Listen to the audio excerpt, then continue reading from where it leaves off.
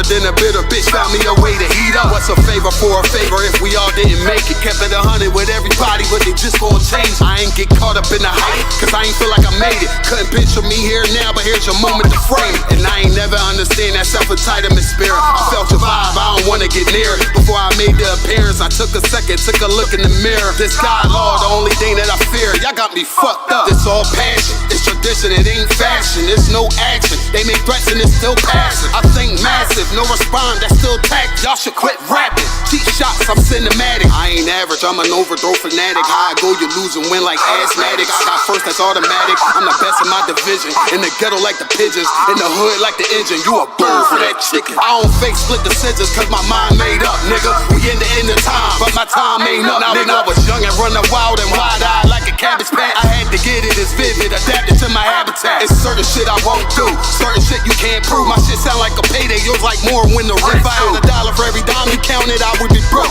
Watch it be close, got a better chance, boxing the ghost. And they know I'm raw, and they know the spot, and I'm feeling large, still in charge. I don't make it follow, I follow the law. Standing tall like they hear on March. I just got a call from my bro, he behind the wall, he told me let it off. Niggas lying for some cat, I got a different line in me. Everybody intimidated, I got that God in me. You get focused on them dimes, I'd rather keep my nine with me. Help me get this off the ground, just know you won't fly with me now. I try to make the news, I ain't playing by the rules. I've been trying to play it cool, but that ain't gon' be the devil. Y'all out here looking like fool.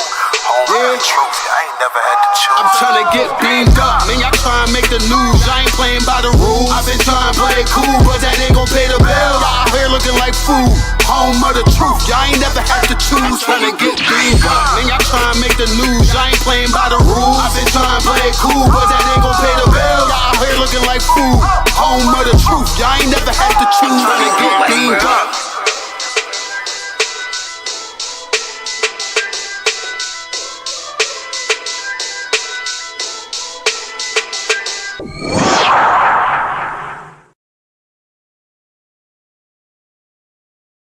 Welcome to Atlanta.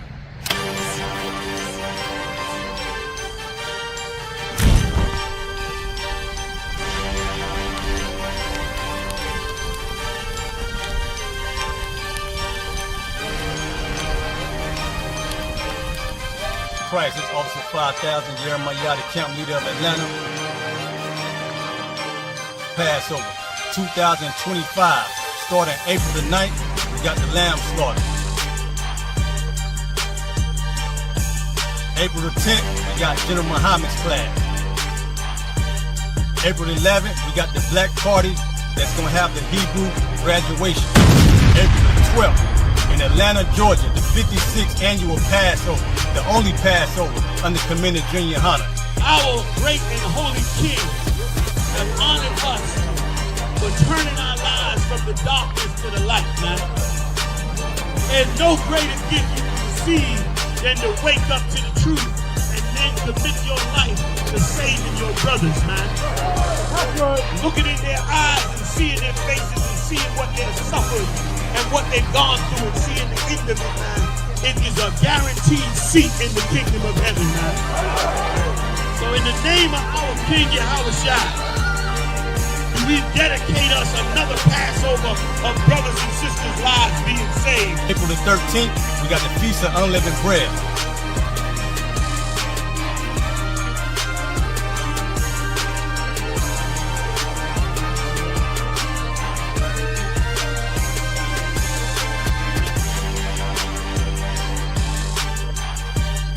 Shalom.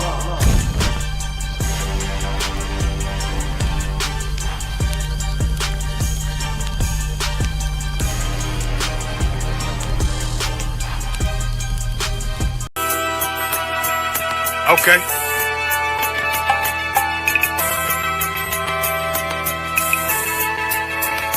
Homie, I've been... There's a king that's coming back to save our people. Now, we should be preparing ourselves for the return of our king, not stuck up in these denominations and religions that's destroying our people and destroying our nation. So when we are in this kingdom and a brother or a sister is doing wickedly in this kingdom, we must tell them, look, the world is expecting you to stay docile, to stay stupid. That's what Christianity teaches our people. Teaches our people to hate one another and love the oppressor. Like, we'll never forgive one another for anything that another brother or sister do to us, but we'll forgive the oppressor in a heartbeat. There's something wrong with that, man. Imagine living your life as a whole Christian your whole life, and life's good because you're a Christian and Jesus is white and everything's going great, and there's a landslide and the earth opens up and you go downstairs and you walk through this place and you see a black Jesus, man. Why is Jesus Christ black with an afro in the catacombs, man? This predates the Renaissance period. So when you read the book of Genesis, the trees in the garden with other nations, a leaf, what does a leaf do to a tree? Cover the tree. So Adam took the covering of another nation. What's the covering of another nation? Their culture. So when the Most High saw him, say, "Yo, Adam, where are you, man? Where are you? Don't mean I can't find you. It means like who is this nigga? Man? Where are you, man? I don't know you." Okay. So the Ba al Banya Yasha'ala wa Amarath al Ham wa Aidya Yahau. The Ba means speak. Al, when it's joined with something, so al Banya means what? Unto, right? Excellent. So al when it's joined with something means unto. Banya means children. Yasha'ala is Israel. So unto the children of Israel. Like if it's one thing a hoe gonna do, a hoe gonna hold. But you ain't, she can't hold if there's nobody to hold with. And the thing she said at the end, where she said, I went back and I lied to him and he still wouldn't do it. And then she threw up her hands and she said, well, he'll just be a brother. That's what he fucking need. That's brothers. right. If we have more brothers, hoes like her wouldn't have no outlet. There was a man in the land of Oz whose name was Job, and that man was perfect and upright. There you go, the man called Job. I think Job is what that afflicted. And that man was perfect and upright, meaning what? You can be perfect, man. Job was a man like everybody else, man. Job wasn't no angel, he didn't come from the heavens, and that man was perfect, meaning what? You can be perfect in the Bible. Being perfect is in the Bible. With me, had fringes on my coattail way before Jimmy. Funny how the general ain't even see a penny. Better show respect, get smoked like a chimney. Keep my name out your mouth, don't even think it. Send a real Smith at y'all know Jada Pinkett. Both ball heads, my grain above 50. Lost my man to the game, that pain that stuck with me. Had to find a cheat code to the street though, cause them niggas getting foul, shoot you like a free throw. Keep spitting acid like a Mino, and the nigga be the nicest with a mean flow. Hey, Shalom Israel, Yahweh Bashim Yahushai Barakatham to all my brothers, Yahweh Shema Alatan Bashim Yahushai to all my sisters. With your ISUPK started at 1 West 125th Street, Harlem, New York, on the commanding journey Yohana. Since 1969, we've been teaching the truth about the Bible, about God's chosen people and who they really are. Not the so-called Jewish man that sits up in Tel Aviv committing all acts of homosexuality. That's so-called blacks, Hispanics, and Native Indians are the true biblical Israelites. Right? And with that knowledge, with that history, with that identity comes a culture, comes rules, and comes laws. All right. Now today we're doing a scripture breakdown class. I'll be teaching, I'll be holding it down. You know what I'm saying? If anybody has any questions at all, any scriptures need broken down, bring any question to the class and we will break it down according to the Bible. All right. Let me see. If anyone has any questions in the class, you'll just let me know. Otherwise, we'll get into a topic. All right. Get into a topic. Let me see where y'all go. We could give an announcement, Passover, hotels, come to the school as well. Please. Come on. As we should all know by now, we have the Lord's 56th annual Passover coming up on the 12th of April, all right, in Atlanta, Georgia. All right, we'll be having events from the 9th all the way through to the 13th, ending with the Feast of Unleavened Bread. All right, make sure you've paid your Passover fee. If you hadn't, go to ISUPK.com. Click on pay your Passover fee. Pay it. All right, pay your Passover fee for everybody above the age of 17. Get it paid. That will give you access to all ISUPK events, including the Lamb Slaughters, including Jeremiah Hyman's scripture breakdown class, including the Old Black Party. I mean, that is going to be a movie. Look, I can't wait. All right, Lord allow us to see you all there. The Passover, unleavened bread, everything. All right. We also have classes throughout the week. You know what I'm saying? We have a school located in the UK in Birmingham. 394 Lodge Road, B18 5PW. We hold classes there every Monday, Wednesday, and Thursday from 7 p.m. till 9. We also hold online classes from every Tuesday and Friday from 7 till 9. You know what I'm saying? We also have the On the Ends radio show from 9 till 11 on a Friday. We also have the Real-Time Revelations, you know what I'm saying, from 6 p.m. to 7 p.m. every Monday and every Thursday. You know what I'm saying? It's usually on the TikTok. Recently, it's had to be on my Facebook. All right? Officer Raul Banyami. Just follow me. All right, make sure you catch it. Make sure you comment. Make sure you like everything. Share everything. All right, get this truth out. All right, let me see if we got any questions yet. Go ahead. Sha'ara. Sha'ara asked, how long are you unclean for if you go to a funeral, and is it wise to attend anyone's funeral if you're not really that close? Okay, the sister asked, how long are you unclean for if you attend a funeral? All right, bear with me one moment. Okay, so it will be if you visit a burying ground. All right, hold on. It's an excellent question. All right, give me 1 second.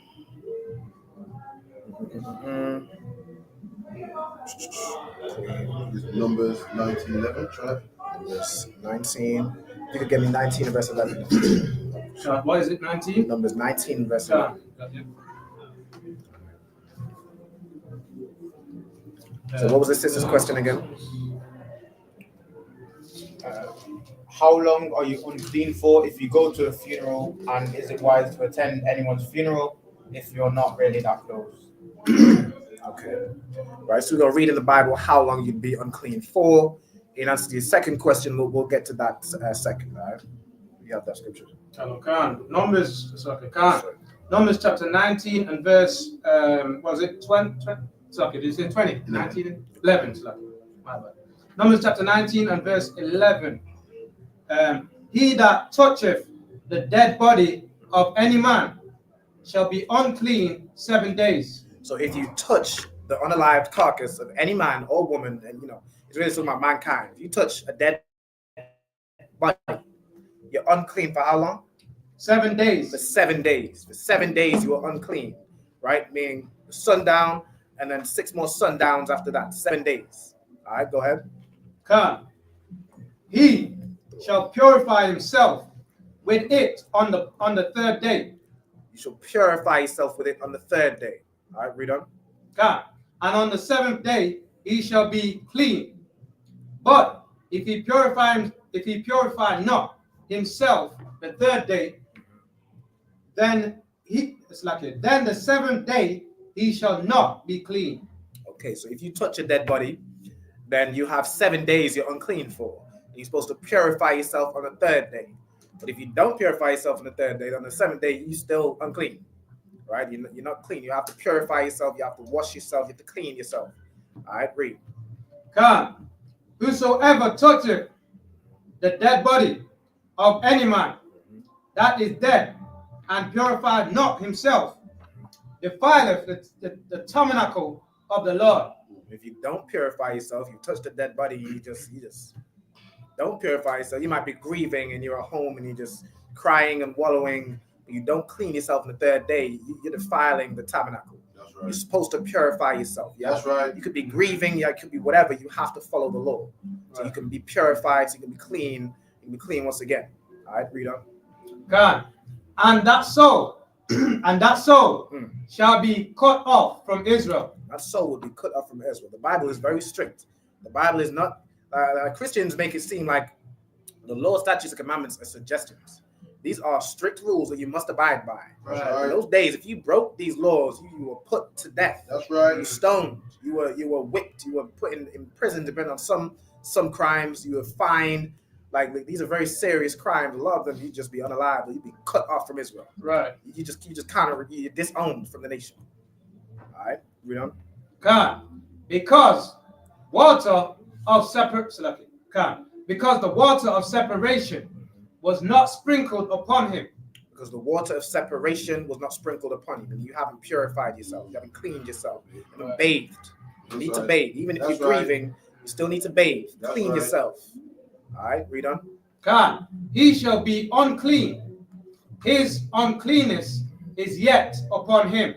So if you don't bathe, your uncleanness is yet upon you. All right, it's yet upon you. Now you're, again, like if you don't clean yourself, and you end up cut off from the nation of it, from the nation, you end up you cut yourself off from somebody who's not going to return. They're unalived. You're grieving.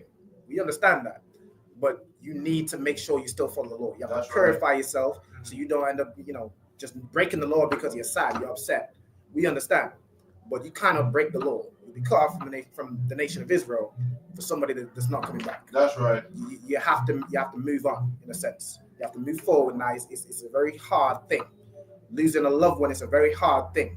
But what you cannot lose is your own life. That's right. You can't lose your own life because somebody else lost theirs. You have to live for them. That's right. You have to make sure you live righteously so that even when they reincarnate, they could come back and maybe in your lineage. If you love a close relative, like one of your brothers or your mother, your father, they could come back through you. And because you kept the law so fervently, they come back in a blessed situation where they know the law.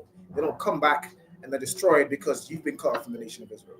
You know what I'm saying? You keep the law for your loved ones, for those that passed away, for those that are still alive. All right, read on. This is the law when a man dieth in a tent. All that come into the tent and all that is in the tent shall be unclean 7 days. If somebody, is unalived in a tent or in a house or in some room, you know what I'm saying, in a house where you reside, right? In those days, we resided in tents, right? If you unalived in your house, and what they say, everybody that enters into that house or enters into that tent also becomes unclean just by the air. You don't even have to physically touch the body. If you are in the same house, the same tent, or the same room as a person who's unalived, you become unclean.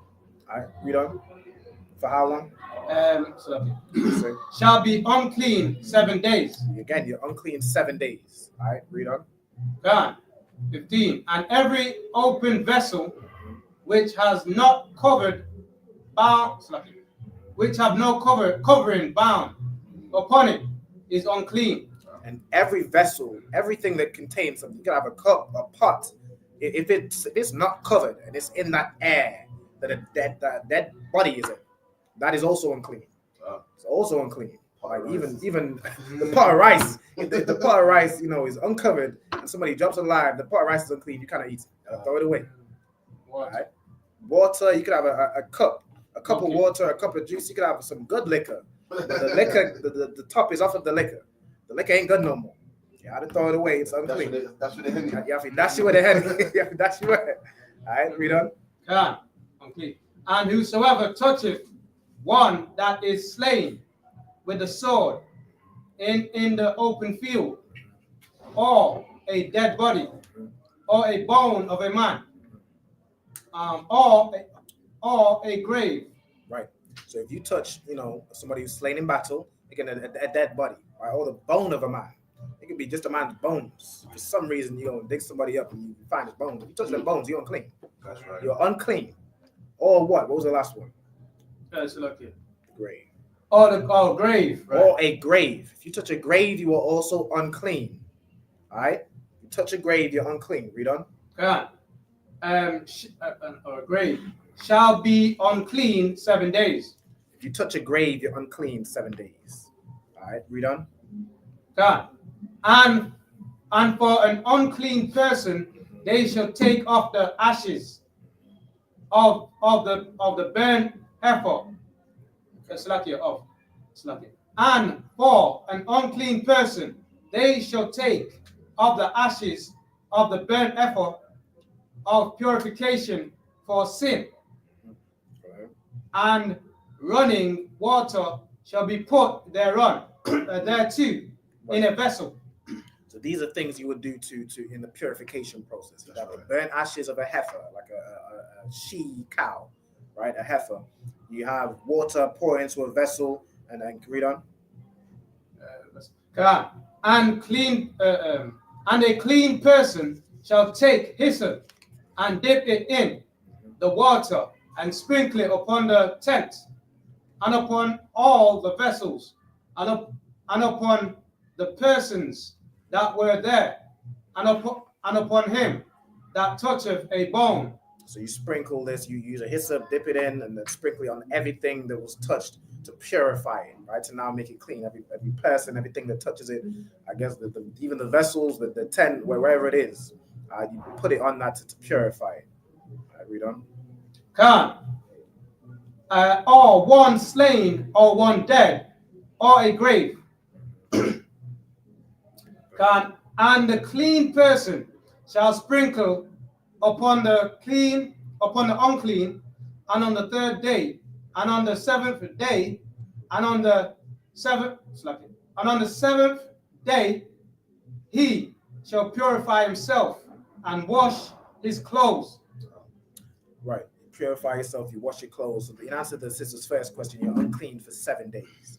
right? You're unclean for 7 days. If you touch a grave, you by the grave site, you know what I'm saying? You touch the dead body, you touch the bone, you touch the air that is, you know, in a tent or a house or anything like that. You're unclean for 7 days, right?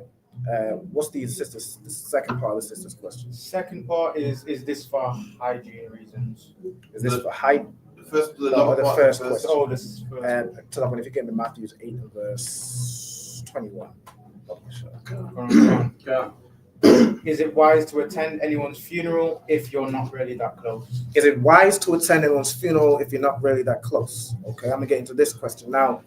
If you're not close, it's really up to you. Now, you don't want to seem like you're heartless. If this is somebody that your family is grieving for and you're not there, you can be there, but you're just out partying. Meanwhile, the whole rest of the family is grieving. You probably want to go to the funeral. You probably want to go to the funeral, show face. You know what I'm saying? Grieve for your family member that is unalived. As the nation of Israel, we should grieve for those that have passed, our family members, our close relatives. We should grieve for anybody, any brother that passes. That's right. You know what I'm saying? As a nation of Israel, we've become distant as a family because of what we learned from our oppressor. Our oppressor doesn't care about family. Our oppressor is selfish and self-centered and narcissistic. We as a nation, we used to have much more compassion. If somebody dies, the whole town is grieving. Forget about just the family. So you want to, it's not unwise to attend the funeral, even if you weren't super close. Attend the funeral, even show support for those of your family who you are close with, that were closer to that person.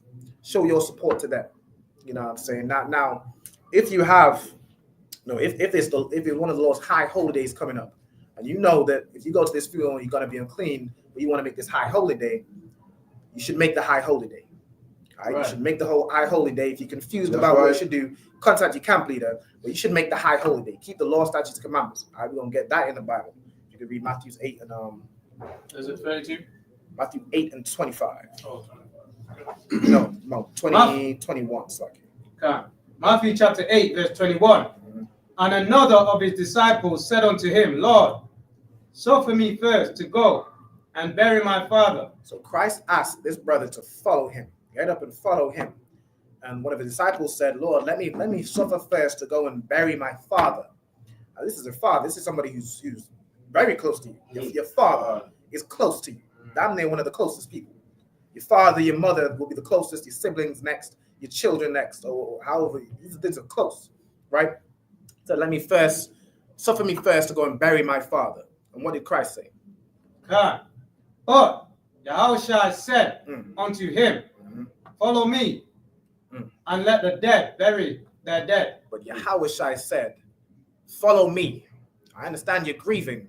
Your father has just passed and you want to bury him. It's an honorable thing, but follow me and let the dead bury the dead. The work we have in the ISUPK, the work we have being Israelites, the work we have being God's chosen people and keeping the law, statutes, commandments, doing these high holy days or going to camp is more important. It's more important. You can let the dead bury the dead. Either way, they're going to end up in the ground. That's right. Even another day after camp, after you've come back, you can go and visit the grave. Then you can bake the grave, then be unclean for 7 days. But if you have something that's more important, this truth, this word is more important. That's right. Than even your father, even your brother, your mother. It's more important. Keeping the law, statutes, and commandments of the Most High is more important than anything. All right. Christ said, "Let the dead bury the dead." He said. What did he say?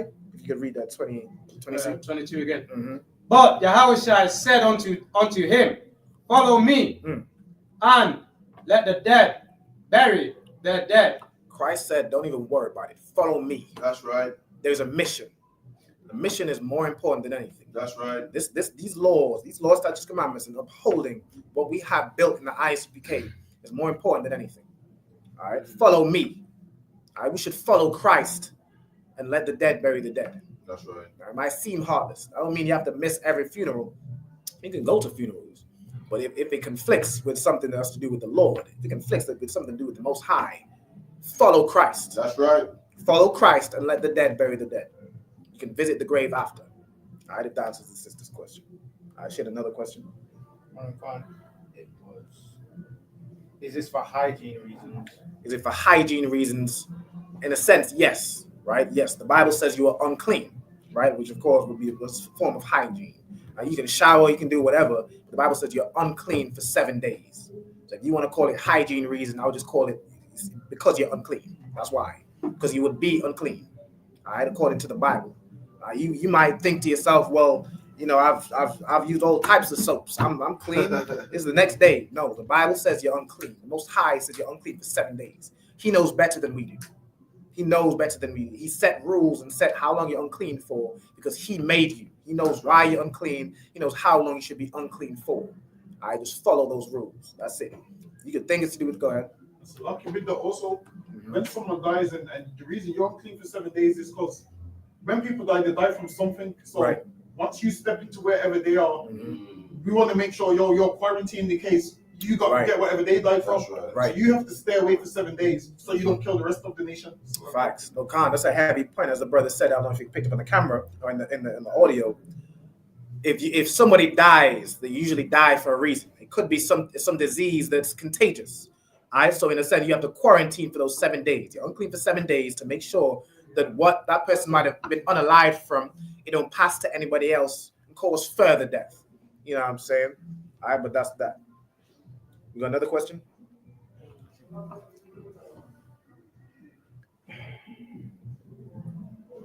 Put it up. Put it up on the screen.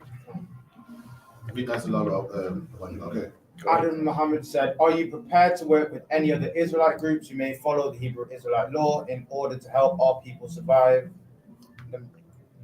to our people revise or save themselves?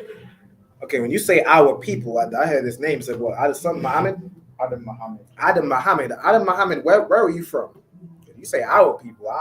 Adam Muhammad sound Arab to me. It sounds Muslim to me. Where are you from? Let me know. All right, let me know. Then I'll answer the question. All right. If there's any other questions, we'll get around to that. You know, while this person's let me know where they from. Nakapaya One West said, Shalom Lord Christ. That's loud. Nakapaya One West said, Shalom Lord and Christ. With Passover approaching, what do those people who cannot attend, do they keep it at home, e.g. buy a leg of lamb, etc.? If you cannot make it, if you cannot attend, you will of course be able to attend the Sabbath service online. You'll be able to attend the Sabbath service online. Really, you want to make it. You want to absolutely make sure you make it, but if you absolutely cannot, you can attend the Sabbath service online, and you will do the steps to keep the law. You'll make unleavened bread. You'll have lamb, right? You'll do what you can do, though, because you can't make it physically to the Passover, right? So you can still have the lamb. You still have the bitter herbs and unleavened bread. Really, the Passover where the nation congregates. So although you're at home, the Passover is where we congregate and we keep the Passover as one nation. Right? If you can't make it, you can still show the Lord that you're trying, right? You don't just because go ahead. Right, as the brother said, if you can't make it, you still pay your Passover fee. Damn right, still pay your Passover fee, so that those who maybe cannot pay it, they could attend the Passover. All right, but yeah, you can still have the lamb, you can still have the unleavened bread at home, you still attend the Sabbath service at home, right? You can show the Lord that you're in the spirit of trying, and it was by no fault of your own. It's not like you just neglected the Passover, you couldn't make it for whatever reason. When the contact, you can't believe the receive it if it excuse absence, right? But you could still keep the customs of the Passover even though you're at home. You still need to get the unleavened out of your house. You can keep the feast of unleavened bread. It's the same way, right? Read. What if you have any more questions? He said he needs to read exactly how my question. That's allowed. Put it on the screen. Said he needs to read my question properly. Tell him to read exactly what I wrote, not change it. Okay. What you need to do, take it, come out of the screen. What you need to do is tell me where you're from. Answer my question. That's right. Answer my question. That's right. Tell my brother how to read your question. I can have him read it 10 times. I can have him read it no times. Answer my question. Let me know where you're from, and then I'll address your question. All right. You got any more questions aside from that? All right, no sweat. All right, let me get into my topic. Let me ask the audience. Is Easter in the Bible? All right, that's a question to everybody. Is Easter in the Bible? All right, y'all let me know that question. Put a con or a in the chat. Yes, no. Is Easter in the Bible? All right. Let me give it a few moments before we get into it. All right.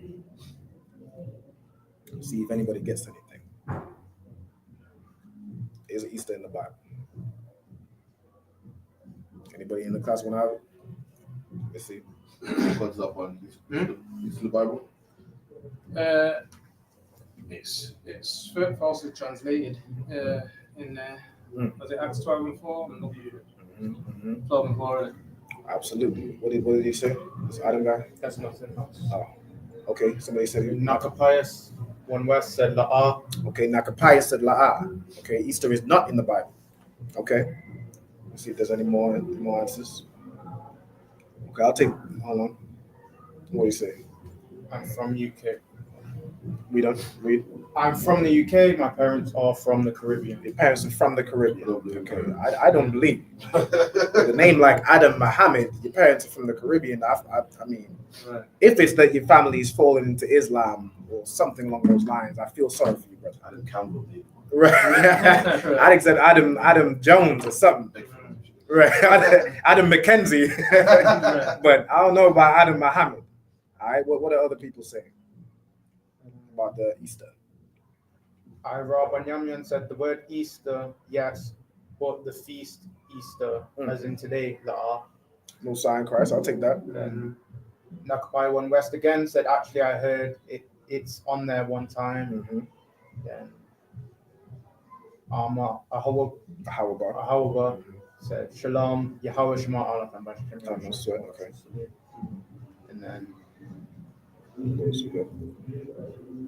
And then that's another question. Okay, no sweat. I want you to share the screen and put on the Blue Letter Bible. All right. Tazapawan, Nakapaya, Ira, you're all correct. The word Easter is in the Bible once. Of all the times it's in the Bible once, right? But as Tazapawan rightly said, it's a mistranslation. It's a mistranslation. All you have to do is go into the Greek, which the you know what I'm saying, when the Bible was translated, it was in the Hebrew and in the Greek, and then translated into English. Every other time it has this word I'm about to show you. It has select window. Yeah. No, it's you sure? You got it? All right, no sweat. Put it on the Blue Letter Bible. All right, so get it. Acts 12 and verse 4. Read that verse. And when he had apprehended him, he put him in prison and delivered him to 4 quaternions of soldiers to keep him. This talking about King Herod. He captured somebody and put him in prison and delivered him. Read on. Intending after Easter to bring him forth to the people. Intending after Easter, right? So a Christian will say, well, look, Easter's in the Bible. Easter's in the Bible. Look, that's why I celebrate Easter. That's why, every year we have eggs covered in paint, and chocolate bunnies and chocolate eggs, and Easter's in the Bible. See? All right, go into the verse if you could. Open up the where it says tools on the left of the verse. Click on that. Yep. Click on the. Scroll down and find the word Easter. And then click on the G number. Yep, click on that. All right, so when you look at the word Easter, it's translated as Easter. When you go into it, it's what? Read the pronunciation. It's pronounced what? Pascha, right? Pascha, right? You see it? Come on. Read the root word. It says root word etymology. Right underneath pronunciation. Right here. Read that. The Hebrew word. Read it. The full thing. Of Armenic origin. Of Aramaic origin. All right, and the word is Pesach. All right, Pesach, which we all know is the Passover. That's right. All right, Passover again coming up in April 12th. That's right. In Atlanta, Georgia. Come on. At the Marriott. You know what I'm saying? Make sure you make it there. The flyers, you have all the information. Make it there. That's right. All right. So it comes from the root Pesach. Pesach is the Hebrew for Passover. All right. This word Pesach comes from this word Pesach. All right. Scroll down. All right. Read the outline of biblical usage. Outline of biblical usage. The Pesach sacrifice, which is accustomed to be offered for the people's deliverance of old from Egypt. So you read it again. The Paschal sacrifice, which was accustomed to be offered for the people for the people's deliverance of old. The Paschal sacrifice, aka the Passover sacrifice. Right. So it says Easter in the Bible. It's not talking about Easter. It's talking about Passover. All right, the Passover sacrifice, which was offered, for the people's deliverance out of the land of Egypt. Which, of course, we all know the story of Passover, right? Read on the second definition. The Paschal lamb, the lamb the Israelites were accustomed to slay and eat on the 14th day of the month of Nisan. Which we are about to do in the 14th day of the month Nisan or Adar. We're about to do it. On the 12th of April, we're about to eat that lamb, which is a custom of the people of Israel. It's our custom to do so. Read on. Nisan, the first month of their year, in memory of the day on which their fathers, preparing to depart from Egypt, were bidden by God to slay and eat a lamb, and to sprinkle their doorposts with its blood, that the destroying angel, seeing the blood, might pass over their dwellings. Christ crucified is likened to the slain Paschal lamb. Right. The number 3. Hold on 1 second. So it says Christ is likened to the Paschal lamb. The same way a lamb, we unalive the lamb, sprinkled his blood on the doorpost so that the death angel passed over us and unalived all those Egyptian babies. Right. All those Egyptian firstborn, they were unalived. That's right. God's people, those people that followed that command to count the one card and sprinkle the blood, did exactly as they were commanded to do, lived. Right. It's the same way that Christ is likened to that lamb, but he was unalived. And if we follow the law, statutes, commandments, we follow the orders that the Most High gave us, and we have Christ as the lamb to redeem us, to protect us, so that the death angel passes over us. In the same way, Christ was a sacrifice, the same way the lamb was a sacrifice to deliver us. Christ was a sacrifice so that we could also in this time be delivered. Right. All right, we done? The Paschal supper. The Passover supper. All right, we done? The Paschal feast. If I may, but the Passover also is known as the Last Supper. Right. We're gonna get to that. Read on. The Paschal feast, the feast of the Passover. Right, the feast of the Passover. So don't get confused by Pascal. It's Passover. That's what it is. Right. All right, read. Extending from the 14th to the 20th day of the month of Nisan. Right, so that's the Passover and the Feast of Unleavened Bread, which is in total 8 days. You know what I'm saying? You have the Passover, and then you have the Feast of Unleavened Bread that starts, and then that goes on for 7 more days. Right? No, one time in this definition did I hear anything about eggs or bunnies or chocolate. That's right. Or anything. Even resurrection. I don't see that in here. They say Easter is about resurrection and Good Friday and what is it, Easter Sunday? Which the math don't add up when you add up the days of how long it took Christ to rise out of the tomb. The math don't even add up. The whole thing is a lie, right? But yeah, Easter is the word Easter is in the Bible. The tradition of Easter, as Ira said and as Stopone said, is not in the Bible.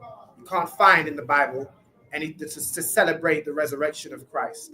You can't find in the Bible Good Friday and Easter Sunday and whatever. You can't find that in the Bible. Get me next the questions we asked ChatGPT. All right, matter of fact, check the comments real quick. Let's see what's in there.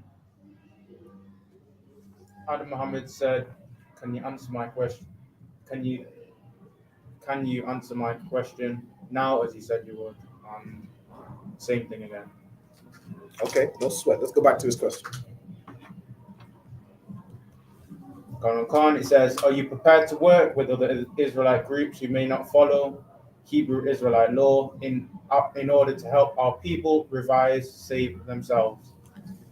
Okay, you said, are you prepared to work with other Israelite groups who don't follow the law? First things first, the ISUPK is not affiliated with any fake Israelite group. Right. We're not affiliated with any of them. Right. If they want to join us, they are going to have to keep the law. That's right. They're going to have to keep the law. They're going to join us. Now, when you say work, like you could have some debate where you're, like I seen Captain Tazariak, he was on a debate with some other brother from some fake Israelite group. You can work with them, but they are not a part of us. We are completely different. You could debate them. You could, whatever, to teach our people the truth. Right. But to say, are you prepared to work with, what was his question? Read it again. Right there. Are you prepared to work with other Israelite groups who may not follow Hebrew Israelite law in order to help our people revise, save themselves? If they do not keep the law, then how are they an Israelite group? What makes them an Israelite group? If not just by nationality. Right. Because we all Israelite, but what's the difference between that and the Christian church? If they don't keep the law, what's the difference between us working with, black Muslims? That's right. Working with black Christians. That's right. They don't keep the law. They're nothing, nothing better than a Christian. You think just knowing you're an Israelite means that we all one and unity, and no, we are not affiliated with any fake Israelite. That's right. That doesn't keep the law, statutes, and commandments. In the Right. ISUPK, we keep these law, statutes, and commandments. That's right. If you want to be affiliated with us, if you want to work with us, you are going to have to keep God's laws. You're going to have to get up under this banner and follow the rules and the order they set. All right, you follow Christ. You follow the man that's under Christ, a man named General Yohanan, the highest ranking man on the face of this earth under Christ. All right, you follow him because we follow the law. We have the authority. We're not affiliated with any other fake Israelite group who, as you say, they clearly don't. All of them, they don't keep the laws. Right. They don't. I mean, all you have to do is look at Sakari. They in there putting stuff up their butts. Salakia. It's nasty work. All you have to do is look at them purple homosexuals, and they do all types of things, pimping out women and getting a sister unalived and allowing Hamites in their group. They do not keep the law. So no, we will not join with them or have any sort of unity camp or any sort of nonsense like that. If they want to join the ISUPK, they can get in all black. That's right. They can get in all black and learn the same way I learned when I came out of the world. I used to be in the world and was sinning and not keeping the law. They can also come out of the world where they're not keeping the law and come and get in all black and start keeping the law, statutes, and commandments. That's right. Start learning from the men that know the Bible. If that answers your question, let me know. Right, I've got Matthew 12 and 13. 30. Go ahead. Matthew chapter 12 and verse 30. He that is not with me is against me. Read that again. He that is not with me is against me. The Bible says, he that is not with me. If you're not with Christ, if you're not with the Most High, if you're not with these law, statutes, commandments, then you are against Christ. That's right. You are against the Most High. You are against the law, statutes, commandments. You are against the ISUPK. That's right. If you are not with us, you are against us. That's that. Any more questions? So, there's a bit more. Go ahead. Sir. And he that gathereth not with me scattereth abroad. And if you don't gather with me, you don't gather with Christ. If I don't see you at the Passover, That's right. You ain't with us. That's right. You are not with us. You're scattered abroad. You're elsewhere. You're just some other group. You're some other group that is in the way of people joining the truth, the home of the truth. That's right. You're in the way of people finding the brothers that will actually keep the law. Right. Because you don't keep the law. You don't. But you will claim to be an Israelite. You take our breakdowns and confuse people, have people join your group. That's right. Pay you tithes. So you can buy butt plugs and buy That's right. and buy pegging kits. Right. That's what you do. You scatter the flock. If you ain't gathered with us, you are against us. Right? Any more on that?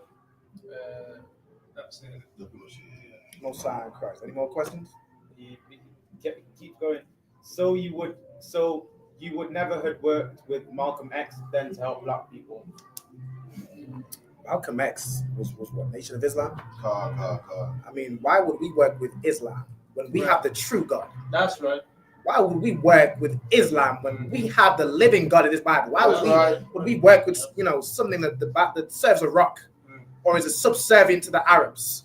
I want to be over the Arabs. I don't want to be subservient to the Arabs. That's right. I don't want to bow down and kiss a rock that looks like some lady parts. I don't want to do that. when we work with the brother, if he wants to work with us, then he can get in all black. That's right. Malcolm X can get in all black. That's right. Martin Luther King, if he wants to work with us, he can get in all black. Right. That's right. Stop dealing with them white women. That's what he would need to do. Right. They can work with us. They need to get in all black. That's it. That's that. If you have any more, please. Any more questions? Come on. Arma Ahova said, Salaki said, the scripture you quoted earlier, why did Christ refer to them as the dead? Why did Christ refer to them as the dead? Well, he said, let the dead bury the dead.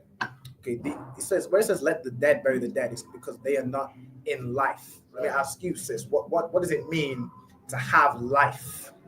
What is life according to the Bible? Because, of course, dead people cannot bury dead people. There's not zombies running around. It's not the Walking Dead. There's spiritually the Walking Dead, but there aren't actually dead people that, have the strength to get up and bury another dead person, right? In the Bible, there is death and there is life. If you could, I don't know, would you give him a scripture? Okay. All right, so there is death and there is life. So why would Christ say, let the dead bury the dead? Let me see if the sister can answer my question. Or what is life according to the Bible? I'll give you some time.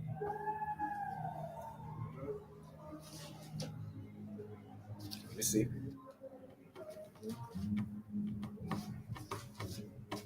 For time's sake, I'm gonna give it to you. If she does get it, just let me know. Say Salakia, put up the comment. All right. Life according to the Bible is keeping the law, statutes, commandments. Right. If you do not keep the law, statutes, commandments, you could be breathing. You could be breathing. You could be, you could run a marathon. You are spiritually dead. That's right. If you do not keep these law, statutes, commandments, you are spiritually dead. Right. So when Christ said, "Let the dead bury the dead," he was talking to one of his disciples, a man who followed Christ. This man would have kept the law. He had life. Right. But his family did not keep the law. They were spiritually dead. So Christ said, let the dead bury the dead. Let those who are spiritually dead bury those who are physically dead. Because this disciple had work to do. That's right. He's alive and can bring other people to life. That's right.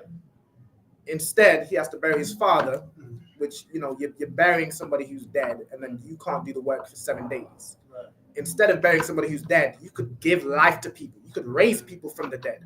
Right. That's why Christ said, no, follow me. Follow me so you can raise people from the dead instead of burying the dead. All right? Let the dead bury the dead. All right? If you understand, let me know. Just type in Khan. I understand. You know what I'm saying? Just let me know. Be done. All right? Khan. 1 Timothy chapter 5 and verse 6. But she that liveth in pleasure is dead, while she liveth. We heavy scripture. The water said. The Bible says, she that liveth in pleasure. If you live in pleasure, you live in according to the flesh. You just live to what your body tells you to do. Right. That's You're right. hungry, so the first thing you see is a hot dog or a BLT. Bacon, lettuce, and tomato sandwich. You put that in your mouth. Right. You put that in your filthy mouth because you live in pleasure. You just sleep with whatever you want to sleep with. You just get an urge and you jump on it. And you sleep with whatever you want to sleep with. You do whatever your body tells you to do. You eat whatever you want to eat. You become like an animal. You live in pleasure. What does it say? Read that part again. Khan. But she that liveth in pleasure is dead, while she liveth. If you are a person that lives in pleasure, you live in pleasure and you live not according to the laws, then you are dead while you liveth. Right. You're dead even though you're alive. That's right. You're a dead man walking. You That's ever right. heard that phrase? Right. You are a dead man walking. That's right. Because it's only a matter of time. If you stay in that lifestyle, it's only a matter of time before you come physically dead. The Most High will deal with you. Because another scripture in the Bible says, just because judgment is not executed swiftly, matter of fact, I'm going to find that. Right. That's not to the question. I can paraphrase it. All right? Because judgment is not executed swiftly, that it is fully set in the heart of them to do evil. Right? Don't think just because you're not physically dead that you are alive. Right. If you are not living according to the law, statutes, commandments, then you are not alive.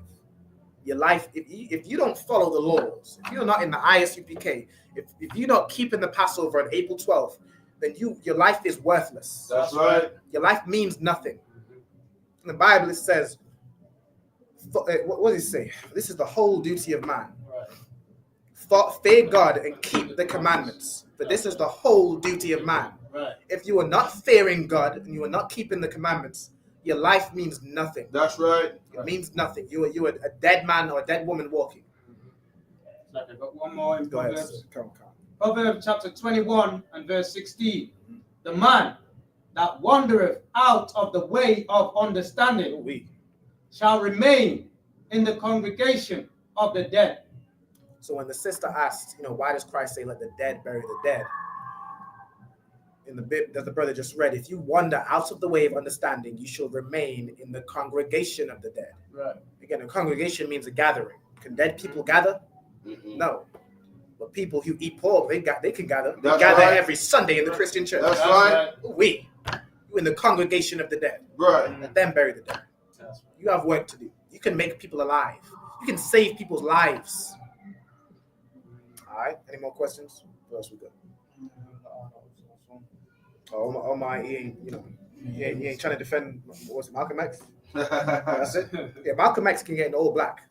Make a clip out of that. Malcolm X needs to get in all black and join the ISUPK. That's right. He wanted to work with us. All right, and that's that. All right, let me get my, what else? Let me go to the chat GPT where we looked up, what did we look up? Why is Pascal translated as Easter? You should already be sharing, so you can just go to the tab. This one right here. And then click share. Sorry, this one. Where we have the chat GPT. This one. Yep, there you go. Go to the question. All right. So read the question. Well, do all this. Yes, read. This that's strong.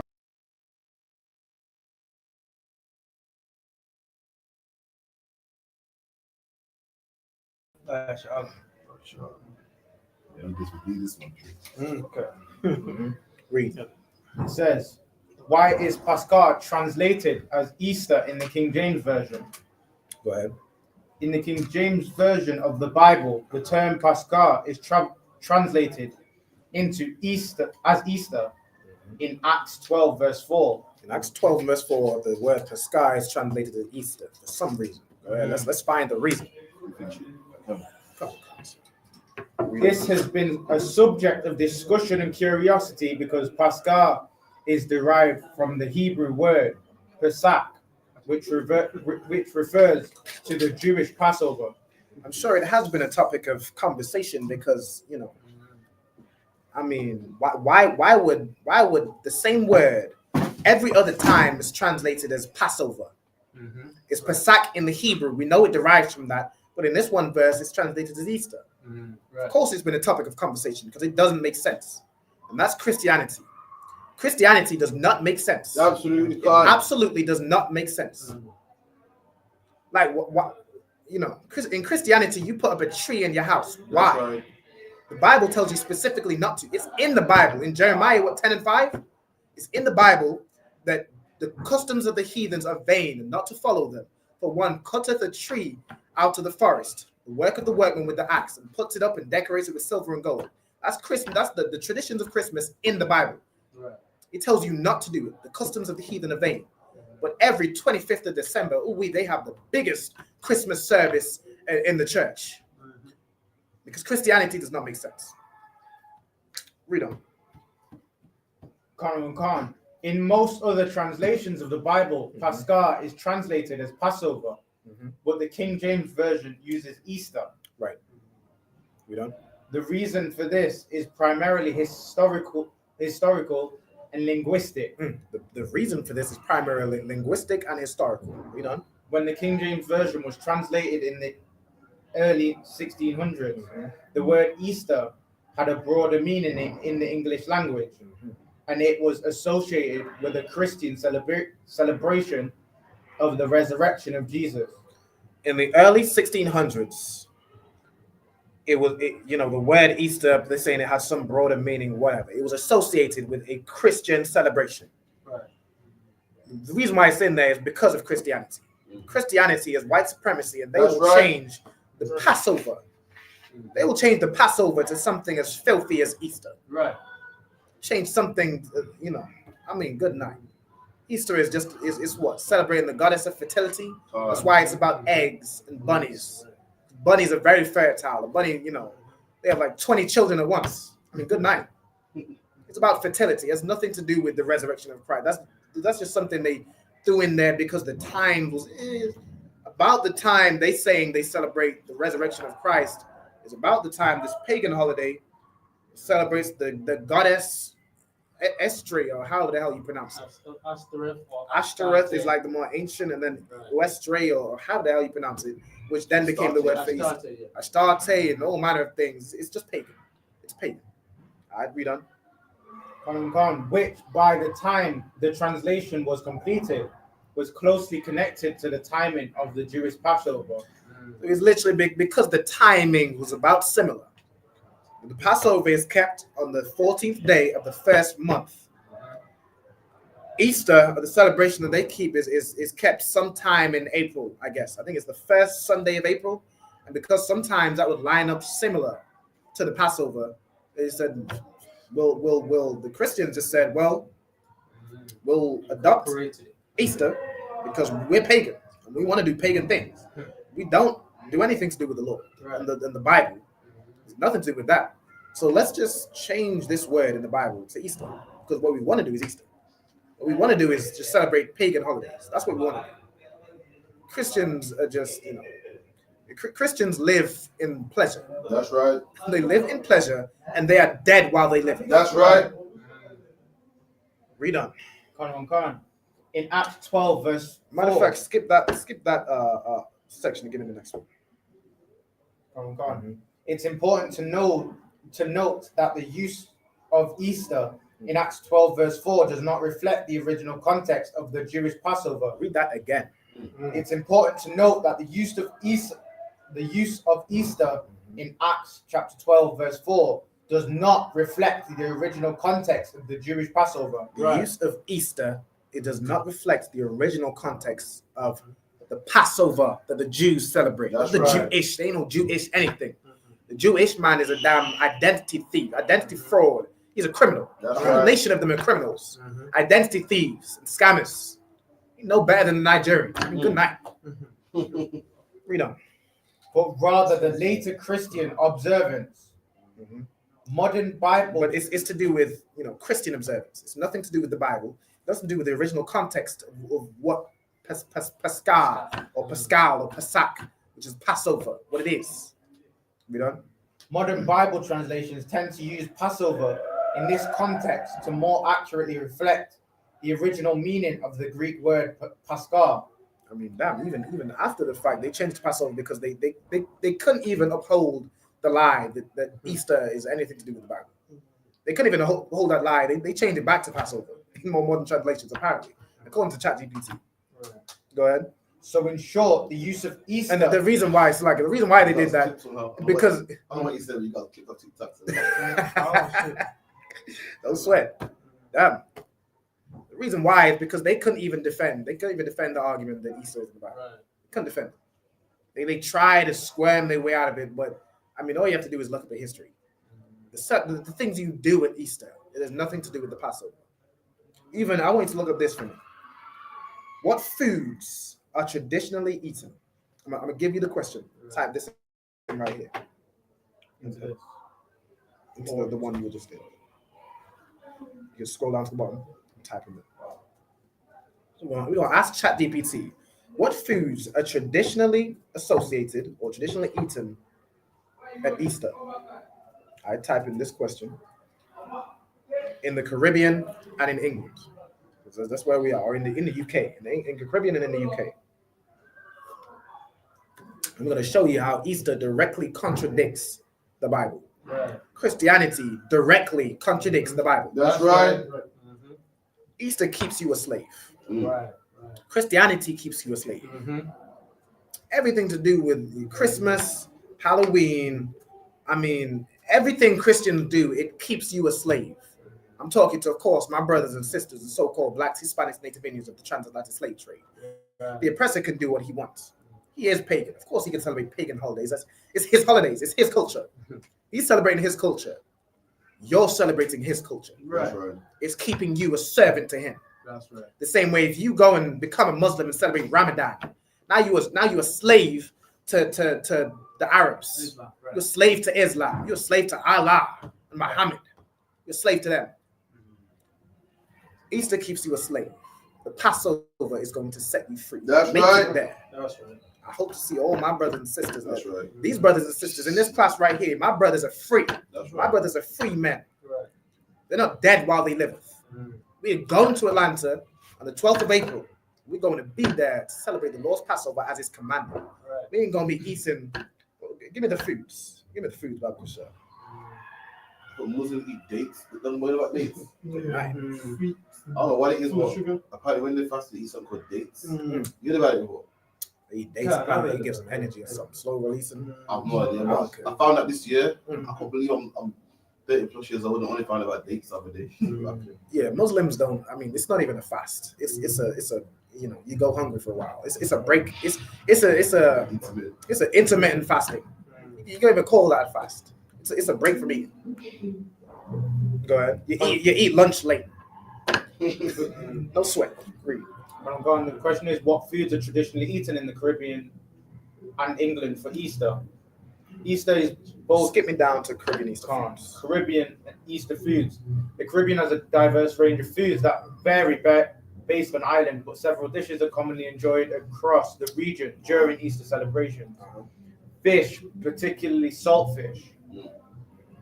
Easter bun or hot cross bun. So they eat fish, especially saltfish, because you know for Easter and Lent, for some reason you can't eat meat. Again, that comes from pagan customs. They abstain from meat, and then when that is over, they celebrate carnival, where they go and f everything and eat everything, just indulge in all manner of things, because they're pagan. That's right. They're filthy. They said, "Oh, let's have this time of self-restraint," and then they explode. I mean, they just, you know. You know what happens to carnival. All manner of concupiscence and lasciviousness, to put it biblically. All manner of adultery and fornication and lewdness. Go ahead, sir. Go on. So I could say that they eat bun during Easter. What kind of bun you're talking about? Right. A lot of bun. There's one box of bun. Right. A whole heap of bun I go on a carnival after Easter and Lent. A whole heap of bun. Right? And bun, if you eat bun is with leaven. We all know that with the Passover, you're supposed to eat unleavened bread. You can't eat leaven for 7 days. Right. Well, 8 days, including the Passover. Right? If you could, either one, if you could get me Exodus 12 and from verse 3. We're going to read on with this for now. Con. It was fish, Easter bun or hot cross bun. Mm-hmm. So in England or the UK, you eat hot crust buns, which are absolutely flavorless. I mean, England is flavorless as a whole, right? We eat bun and cheese. It's typically the Caribbean thing. You eat bun and cheese, and if you're in England, you just get less flavor. You eat some hot crust bun, right? Easter, I mean, you know, you eat everything with leaven. Even I think if you read on. Skips me the part where it says something about like cakes and you see the hot crust bun, roast lamb, sinnel cake, a form of cake with marzipan, and read on. Let me get some more. There's another cake, I think in the Caribbean they eat like fruit cake and things like that. A fruit cake and sinnel cake, whatever the hell that is, and hot crust buns and bun and cheese. Sinnel cake is a rich fruit cake. Yeah, fruit cake, exactly. You eat fruit cake. I mean, pause. Why? Literally, why? Why are you eating fruitcake when it's the time of the Passover? You commanded to eat unleavened bread. Why? Because Christianity keeps you a slave. It keeps you breaking the law, statutes, and commandments of God so that they can stay in power and you can remain a slave. One thing I was even speaking to my father on the drive up to get to this class, and we were speaking about how back in the day, we as a people used to be far more together as a people where, you know, we just rolled together. We rolled together, we fought together, we had a sense of community. And then, because why? Because in those days, the oppressor was more blatant with his oppression. You could more see it. You could see he hates you. You can see he hates you. And when you're oppressed, you have to gather together to fight back, to have safety. But what did the oppressor do? because he's smart and cunning and a sly fox. Because he's the devil, the Bible speaks of. That's right. Instead of being so blatantly racist. I mean, that, you know, it creeps out sometimes. But instead of, as a nation as a whole, being so blatantly racist, now they hide their racism. And they tell you that God loves everybody. And they look in your face and they do that. They do that smile right there. Right. They look in your face and do that, and they make it seem like they like you. So you don't see that you're still at war. You don't see that they're still unaliving you every day. That's right. They'll just say, you know, well, you know, it was a tragedy, and this, you know, whatever. They won't blatantly tell you that they hate you, but their actions show you every single day. That's right. But because you're a Christian, because you turn the other cheek, like Sakari, you turn the other cheek and get right. You turn the other cheek. Listen, as a Black, Hispanic, and Native Indian, we're done turning the other cheek. Don't turn the other cheek to the oppressor, because the oppressor is an abuser. Right. You turn the cheek to an abuser, and he's going to abuse you. I pray you understand what I'm saying. That's what they've done mentally and physically to our people for over 400 years. We just continue to get abused by our oppressor.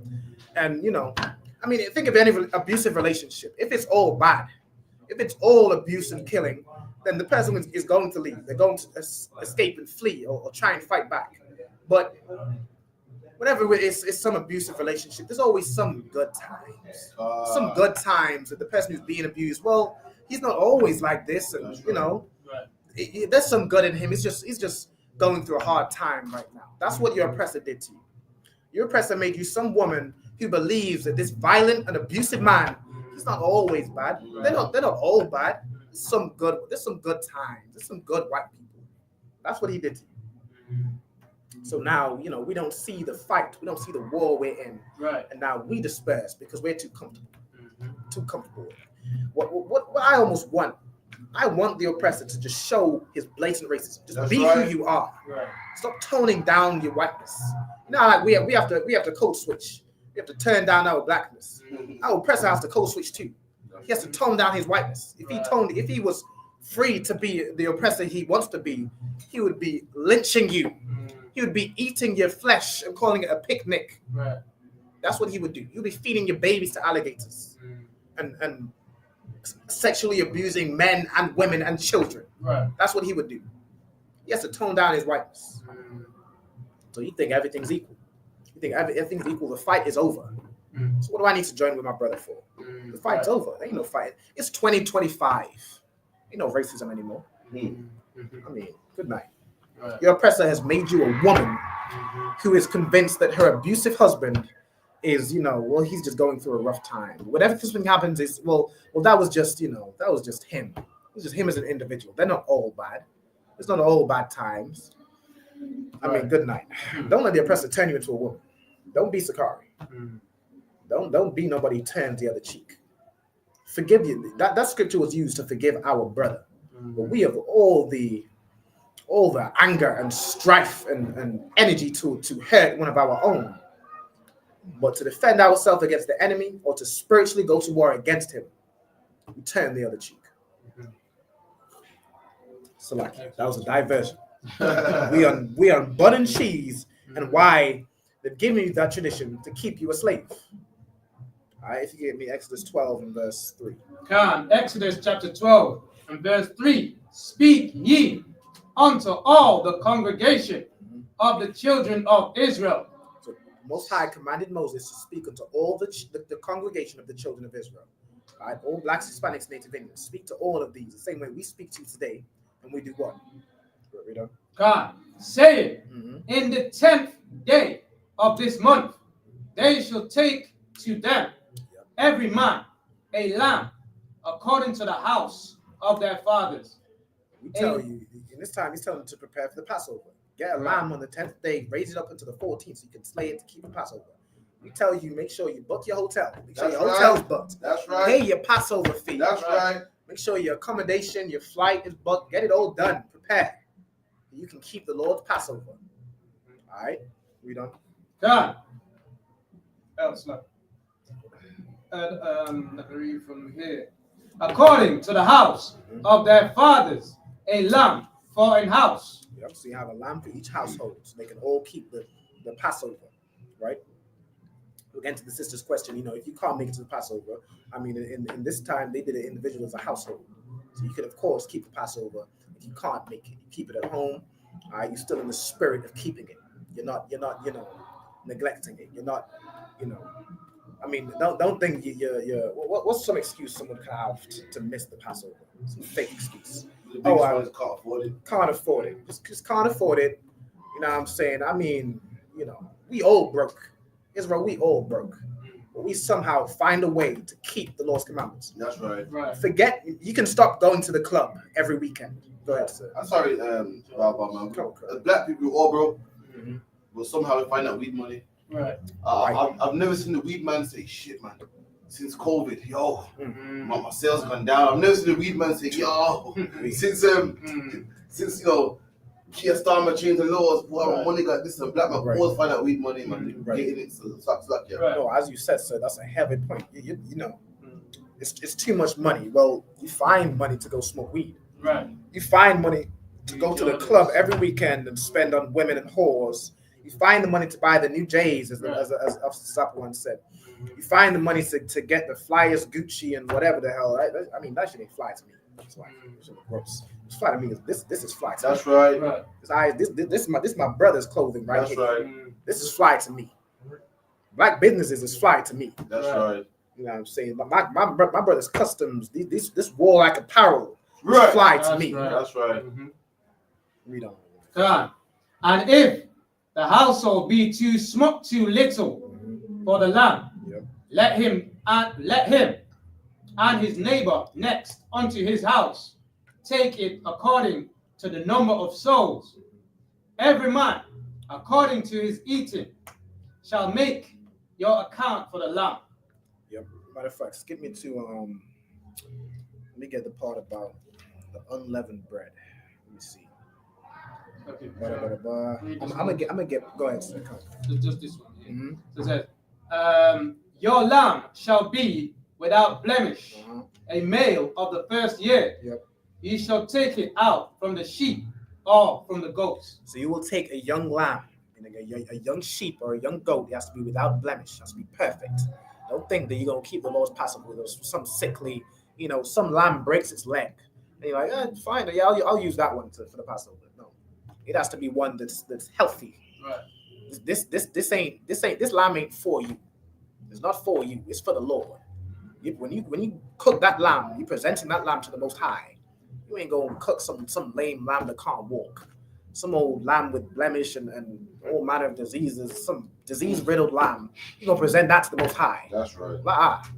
You'll give the best, because the Most High gave that lamb to you. Right. The best one you have, the Most High gave it to you. Give it back to the Lord. That's right. Give it back to the Lord, and maybe He'll bless you with another. That's another thing that many of our people are thinking that, well, they don't want to, they don't want to pay tithes because, if I give my tithes and I don't have no money to buy the new Jordans, I don't have no money for weed, I don't have no money to go club. The Most High is the reason you earn that money. That's right. Give it back. Give what belongs to Him. Right. Give unto Caesar. You exactly. The oppressor don't give you a choice. With tax, when you make money, he takes 20%. The Most High just wants 10. That's all. Right.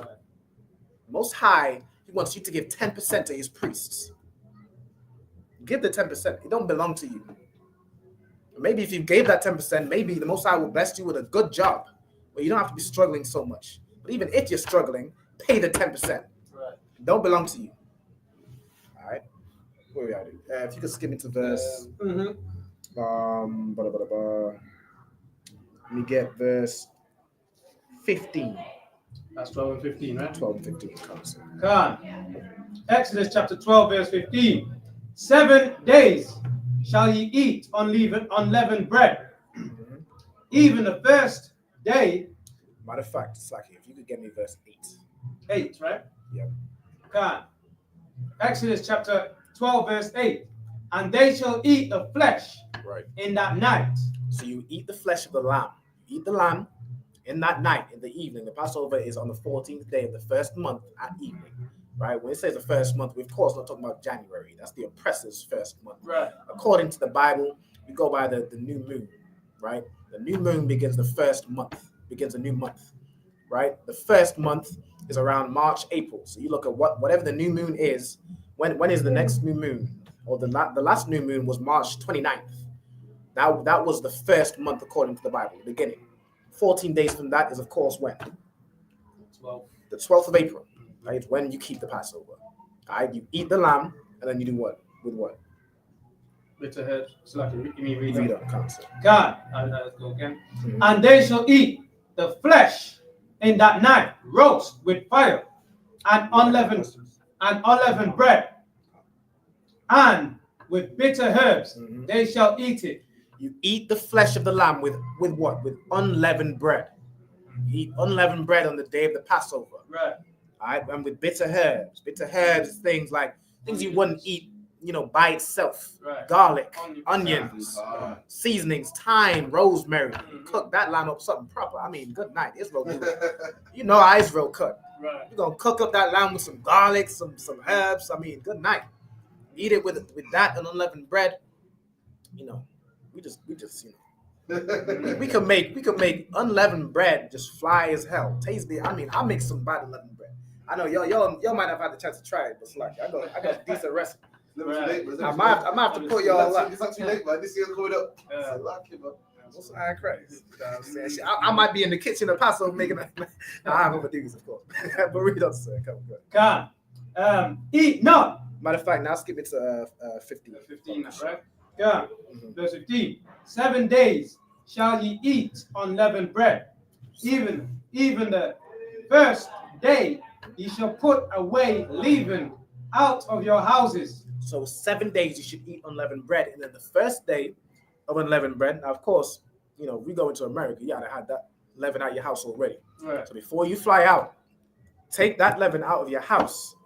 Before the Passover, take that leaven out of your house, right? Put it somewhere that's outside your household, in the shed, in your car boot. Go ahead, sir. So you don't know what leaven is, Sak, yeah? Of course, Right. Khan, of course. Leaven is a raising agent. In that day it would be things like yeast. Yeast is a raising agent. It causes bread to rise. Anything that causes anything to rise, any raising agent, bicarbonate of soda, baking soda, yeast, anything that causes something to rise. If it's a raising agent, sometimes in ingredients it just says raising agents. That is leaven. You have to get everything that has that in it out of your house. Either Might be. yeah, anything that's if you're not sure if it's a raising agent, if something just you look at something and it looks a little fluffy. I mean, the oppressors, so much the devil the Bible speaks of. As Sister Bra recently, he puts even leaven in flatbread. Right. He puts leaven in wraps. The issue don't make sense, but you have to look at the ingredients. If it has any form of raising agent, if you're unsure, look it up, find out, get it out your house. You put sugar-free products and shit like that. Facts. I mean, it'll tell you it's flatbread. It's got yeast in it. It'll tell you it's sugar-free. It's got sugar in it. Right. It's still gonna rot your teeth. It's still gonna give you diabetes. All right, so like read up. Glucose. So he says, eat unleavened bread for 7 days and get the leaven out of your house. But if you're some Christian and you celebrate Easter, you're eating hot crust buns and bun and cheese. Right. You're breaking the feast of unleavened bread. That's right. You're sinning against the Most High. That's because you want to celebrate Easter. You want to be a Christian. Christians do nothing but break the laws of God. Right. That's all they do. That's it. That's their MO. They break the laws of God. If you want to know who's the professionals in breaking the laws of God, just ask a Christian. Right. They the professionals. I mean, good night. They break just being Christian is breaking the law because the Most High says you shall have no other gods before me. That's right. You bowing down to some white man.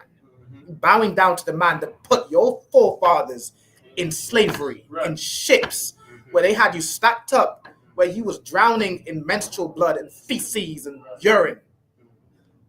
You bowing down to a man that threw your children against rocks and fed them to alligators and sexually assaulted your women and your children and the men.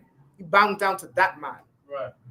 You bowing down to a man that would whip your back and put wounds in your body and put Scotch bonnet in it. Just look at Thomas Thistlewood and all the vile things he did. They put even feces in the wounds, so you get diseased and all. Like, I mean, good night. So like, that's who you bow down to. That's the God you serve. Read up, sir. God. For whosoever eateth leavened bread from whosoever eateth leavened bread from the first day until the 7th day, that soul. For whosoever eateth leavened bread from the first day until the 7th day, that soul shall be cut off from Israel. Right. You eat unleavened bread during the feast of unleavened bread, that soul would be cut off from Israel. Right. If you get cut off from Israel, you don't have the Lord's protection. That's right. Easter keeps you a slave. It keeps you a servant to this empire. It keeps you breaking the Lord's commandments, so you don't have the Lord's protection. Right. It keeps you sinning against your father, so your father doesn't protect you. That's So your right. father doesn't come back and raise you out of Egypt the same way he did in the past. Right. He raised you out of Egypt, out of bondage, out of slavery. He can do it again. That's right. Put down the bun and cheese. Put down the hot cross buns. Put down Easter. Put down Christianity. Put it down. Pick up the Passover. That's right. That's right. Pick up the Bible. Pick up your phone and look up the ISUPK under Commanding General Hannah. Look up ISUPK.com. Pay your tithes. That's right. Do that. Pay your Passover fee. Do that. So you can stop being a slave to this empire and serve the Most High. You're supposed to be a servant, but not to him. That's right. Not to that devil. That's right. You're servant to the Most High. Serve your Father in heaven. Serve your King Yahushai. Right. Christ. Serve him. I think that's all I want on that. Let me get this question if I could. The question is from Sha'ara. What is your stance on the hawk that was terrorizing people in the UK? So, the hawk that was terrorizing people in the UK. I mean, so this is just a hawk is just attacking people. You heard about it? I ain't heard about that. I heard a The little whole bit, and actually. blood in niggas' faces and shit. Right. Finally caught it, they was happy. Oh, finally got it. And for lucky, when they caught it, they didn't want to put it down. Right. So, it's a hawk, you know. Why Yes. The animal. Google it, man. You match that face. Look here. When the hawk was actually attacking people. Yeah, but he's a loose. What do you mean, man? And no one stopped the hawk. So some hawk was attacking people. You go on YouTube, man. My question is, who was the hawk attacking? Was he attacking my people? Or was he attacking white people? If he was attacking white people, that hawk was from the Most High. That's right. If he was attacking black people, I mean, the hawk is still from the Most High. He's telling you, listen. Go on YouTube, type in Luke. Right. Luke Hardfisher. And it says, residents petition to save the dive bombing hawk. So that the same hawk are killing people. They got a petition for it. Film it. Yes. What did you do with it there? I'm not sure. This is what 3 days ago. Village divided over hawk's future. Luke Hardfisher. Luke Hardfisher. You see it, brother? I ain't see it. I mean, it's a hawk. Animals don't do what animals do. That's right. What's my stance on a lion attacking people? I mean, it's a lion. It's gonna do what a lion does. So like your stance on it is. Go ahead, sir. I'll be wearing that hawk as a jacket. Right. You see me wearing that hawk as a jacket. Right. Ain't no hawk attacking me, and I'm just petitioning to save it. I'll have a brand new corpse, like a hawk. Amsterdam gonna have, some. You gonna look like the tribe of God after he's done with that hawk. Yeah, you gonna look like the tribe of God. That's how we stance on the hawk. A hawk attacking people. I mean, it's a hawk. It's an animal. Animals gonna do what animals do. I mean, if it's attacking oppressors, maybe the Most High telling the oppressors stop oppressing black people. Right. If it's attacking, go ahead. The black hawk. It's a black hawk. I mean, if it's the hawk in Israelite, it's an Israelite hawk. I mean, shit. I don't know about my stance on the hawk. It's a hawk. So like, it's a hawk attacking people, just like a lion can attack people. I mean, an earthquake can attack people. It's just from the Most High. That's right. The Most High can just make anything happen. Tomorrow could be your last day if the Most High could send a hawk out of the sky, dive into your head, and unalive you for uninvited. You could be unalived at any day. A landslide could happen, or a sinkhole could happen and just swallow you up. My stance on the Hulk, my stance on any natural disaster or any thing that just seems crazy and unalives people. Keep the law, statutes, and commandments. That's right. Keep the law, statutes, and commandments, so you're not in the congregation of the dead and become dead. That's right. Keep the statutes and commandments, so you are living in life. Right. Even if you die, you died in life. So you come back in life. That's right. Don't break the laws and then you end up dying and now I mean, it's rough. It's gonna be rough when you come back. You a sinner and you die back in a sin-filled life. There's so many things that we suffered when we were in the world because we sinned in the past. Right. But if you come back, I mean, you come back to the Lord, you can be blessed. You can be blessed. You might not be attacked by a hawk. That's right. Or you might. I mean, Satan might send a hawk at you. Right. Are you gonna forsake the Most High and say, well, why would the Lord do this and send a hawk to attack me? Maybe you didn't deserve that eye. Maybe, I don't know. Just keep the Lord's statutes. That's right. That's it. That's it. Go ahead. It's about Hulk. Go ahead. It's about the Lord. Isaiah 29:6. Thou shalt be visited of the Lord of hosts with thunder and with earthquakes and great noise, with storms and tempests and the flames of devouring fire. And hawks. That's right. You can just send a hawk. As a beast, there's a power that says, and the teeth of wild beasts. Oh, wait. It might be not there. Not bad, yeah. No sweat. All right, I can try to find it. The power that says with teeth of wild beasts. Yeah, I mean, the Most High could take your life any day. You don't have to right. send too much of us. He could just take your heart. Keep the law, statutes, and commandments. That's it. It's like for me as well. It's crazy how, like, growing up here as a black man, you're looking at what bullets, police and shit, and whatever. No one ever thought, fucking hell, I watch out for a bird, man. Right. Because you know how ridiculous the Lord is. You feel me? Like, growing up, you're thinking, shit, man, I watch out for a bird. I look out for guns, bullets, AIDS, cancer. Meanwhile, the Lord can kill you with a bird, man. Fucking bird. You're a bird that belongs in a cage. Right. Listen, the Lord ain't let to joke. Like, no one ever thinks, people think H2O is a joke. Oh, water, that's a joke, man. Remember, the Lord's causing flood to the same water, wiping out nations. Right. That's how crazy the Lord is. Like, destroys nations with wind. Wind and water, like, and a bird. So like, it's mad, man. So look, Yeah, the Most High can do damage. He's a terrible God. That's in the Bible. He's a terrible God. Fear him. Don't fear the oppressor. That's right. Don't fear the oppressor and say, well, I'm going to keep Easter because, well, what if I look different? What if I stand out? I'm not celebrating Easter. I'm celebrating the Passover. I don't want to stand out. Fear the Lord. That's right. Don't fear no devil. Don't fear your wife. Don't fear your children. Don't fear what your wife would say if you stop celebrating Valentine's Day. Right. Fear the Lord. Your wife can do what? She can key your car. I mean, shit. The Most High could take your car. That's right. He could take that car and drive it off a cliff. He could make your engine fail. He could make your brakes stop working. A bitch can key a car. That's Slash right. some tires. Oh well. Fear the Lord. Right. I've got one. Ecclesiasticus chapter 39 and verse 29. Fire and hail and famine and death, all these were created for vengeance. Fire and hail and famine and death. Right. All these were created for vengeance. Don't be on the wrong side of the Most High. That's right. Don't make him want to enact vengeance against you. Don't be that. Don't be that person. Don't remain in the congregation of the dead. The congregation of the dead, they die every day. We see it on the news. Right. They die every single day. Go ahead, sir. Come.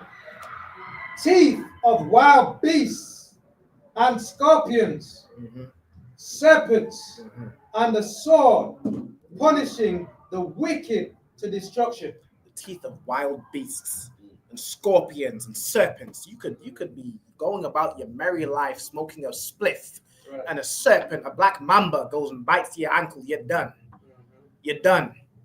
You could be, in the forest lollygagging and, you commit adultery in a forest to keep it hidden. And a black widow spider bites you and you're done.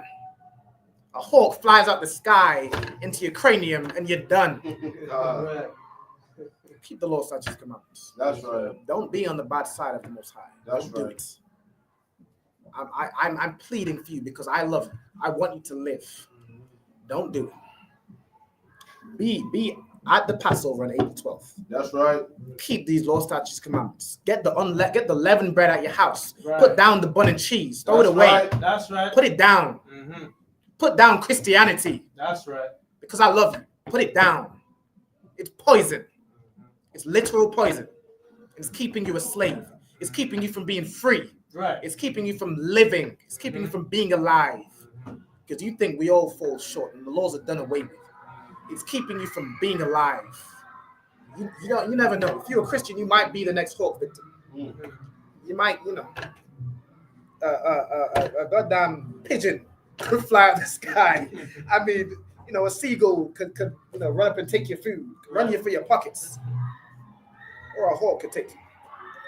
Or a lion could escape out the zoo. Some gorilla just goes AWOL. Just keep the laws. That's your duty. That's your job. You are Black, Hispanic, and Native Indian. You want life. You want to live. This Bible right here. These words are spirit in their life. That's right.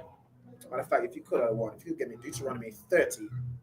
Was it Deuteronomy 30 and 19? Let me get it right quick. 31 and verse 15. Is there any more questions? 31 or 15? 31 and 15. Okay. Deuteronomy chapter 31 and verse 15.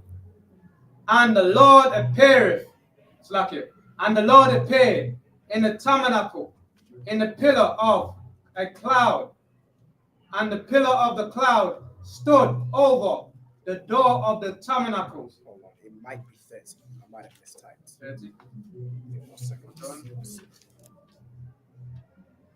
Yeah, 30 and 15. Deuteronomy chapter 30, verse 15. See, I have set before thee this day life and good and death. The Most High has set before you life, life and good? And good, yeah. And death.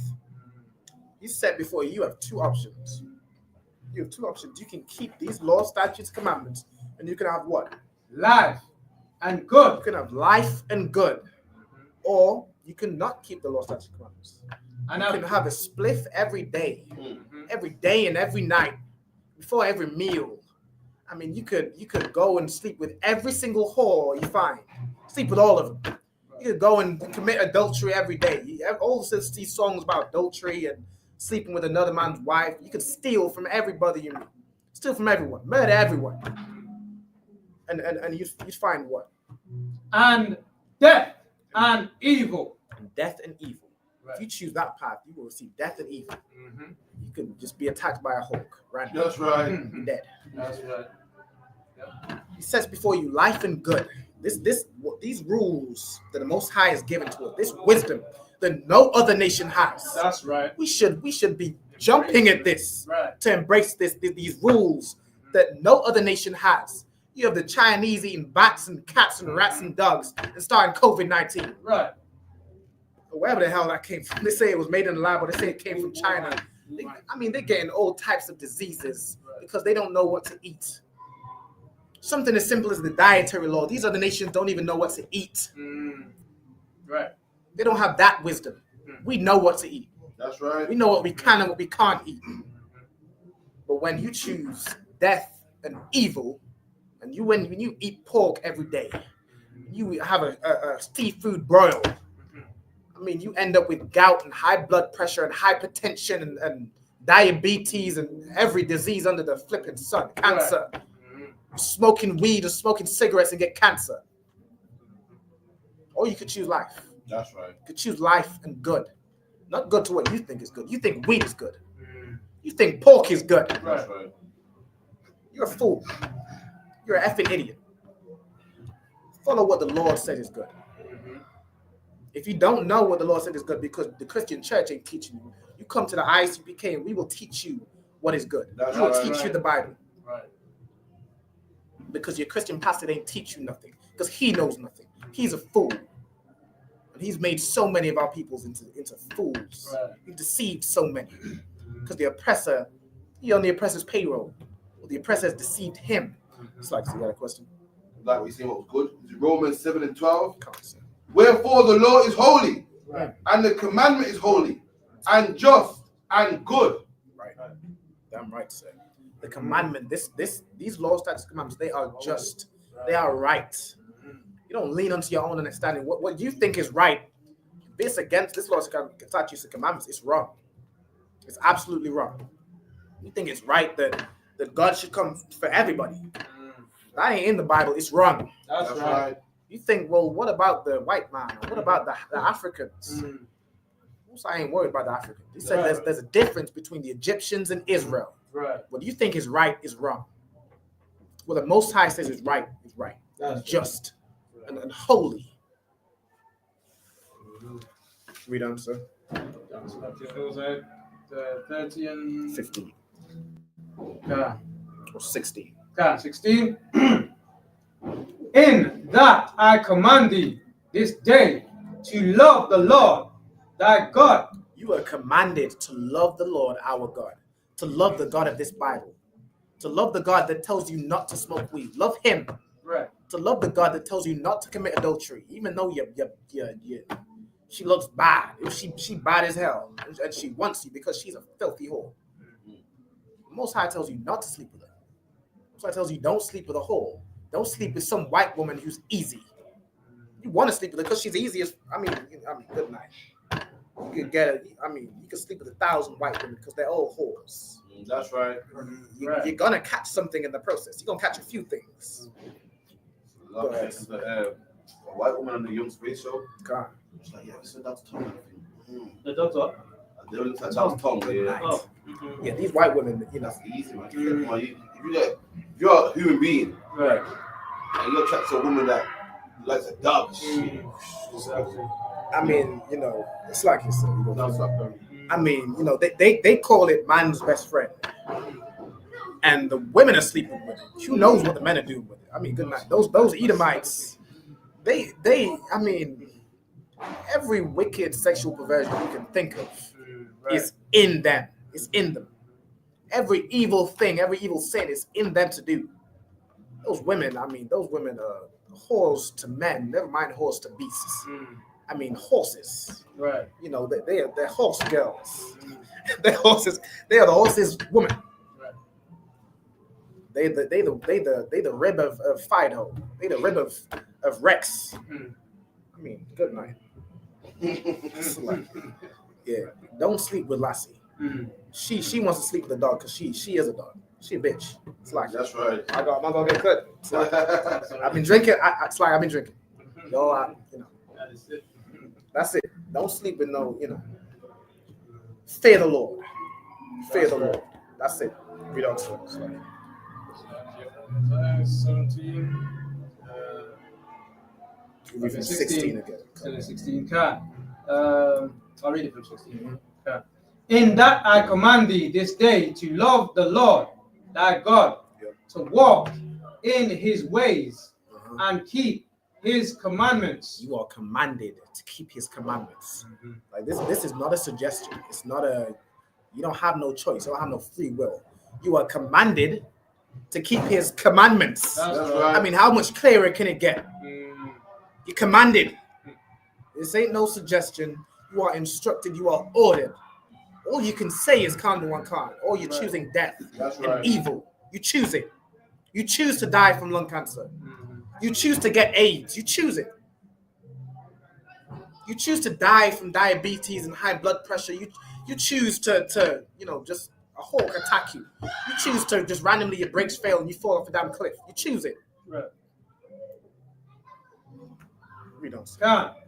And to keep his commandments and his statutes and his judgments, that thou mayest live and multiply. That you might live and multiply. Keep his commandments so you may live and multiply. That's right. We die every single day because we're not keeping the law, statutes, commandments. Right. We in the abortion clinics, our children getting unalive before they even touch air. Get unalive before they even, have a conscious thought.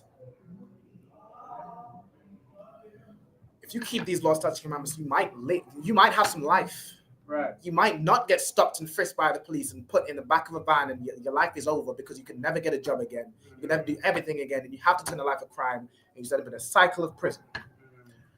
You might not, be unalive because your mother is some whore who slept with some fool who, they both had no responsibility, made you, but they didn't want you, so they don't like you. If our people kept the law, statutes, commandments, we might have life. Right. We might not die. We might not be expected to die by the age of 22, by the age of 20. I mean, good night. I'm 23, and there's brothers that like, they would dream of making it to 23. That's right. They could only dream of making it past 20. If we keep these law, statutes, commandments, maybe we could have life. Can't. All right, let me finish this one. Carl, if you can read this. We don't can. And the Lord thy God shall bless thee in the land whither thou goest to possess it. The Lord will bless us in the land we go to possess it. The Lord will bless us when we keep his law, statutes, commandments. I agree. It's like a can. But if thine heart turn away, so that thou wilt not. But if you so stuck up in Christianity and you just want to celebrate Easter so bad, you're just itching for the bun and cheese. You're just craving for some hot cross buns. If you will not hear, if your heart will turn away and you turn to Christianity, or you turn to Islam, or you turn to Rastafarianism or Pan-Africanism or anything that is not the law, statutes, and commandments, if you are not at the Passover on April 12th, your heart turn away. Read on. Can. So that thou wilt not hear, but shall be drawn away and worship other gods. So that you become drawn away and you worship other gods. You worship Ashtoreth and Estra, however the hell it's pronounced. Right. You worship some goddess of fertility instead of keeping the Lord's Passover. The Lord's Passover where he delivered you out of slavery. You are in slavery right now. If you want to be delivered from slavery, you have to keep the law, statutes, commandments. That's right. If you want to be delivered from this slavery, you have to keep the Passover. That's right. If you do anything otherwise, you're remaining a slave. That's right. You're remaining in the congregation of the dead. Your heart is turned away and you're following other gods because you just want death. You want death and evil. We just want this cycle of violence and crime and sexual perversion and all manner of wicked things we suffer. We just want it to continue, clearly, because we stay stuck up in that Christian church that we know is wrong. But it's so easy. It's so easy to be a Christian. I mean, you don't have to do anything. You don't have to change anything.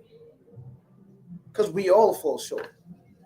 Because, no one's perfect, and Christ was God, so that's the only reason he could keep the laws. I can't keep it. I'm just flesh. I'm just sinful flesh. I have to sin. If you're a Christian, you feel like you have to sin. It's a requirement for you to sin, apparently, if you're Christian. It's a requirement. Damn near, it's like being jumped into a gang. Like, you have to commit some crime so you can be there. Like, you have to commit sin so you can be in Christianity. Otherwise, they'll damn near look at you sideways because you know that they're all sinning. If you're not sinning, then you can snitch on them. But if you are sinning, then you all keep each other's secrets. Like they do in them fake Israelite groups. They all just keep each other's secrets.